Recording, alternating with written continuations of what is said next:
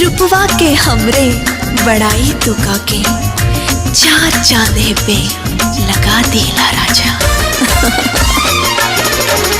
करिले शुक्रिया हम ओह भगवान के, तोहके बनौले बड़े कवन माटी सान के।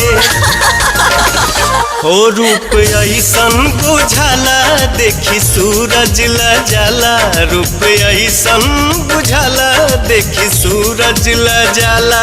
जैसे चंदा उगल दरिया में, दिल भइल दीवाना तोरा प्यार में, दिल भइल दीवाना तोरा प्यार में।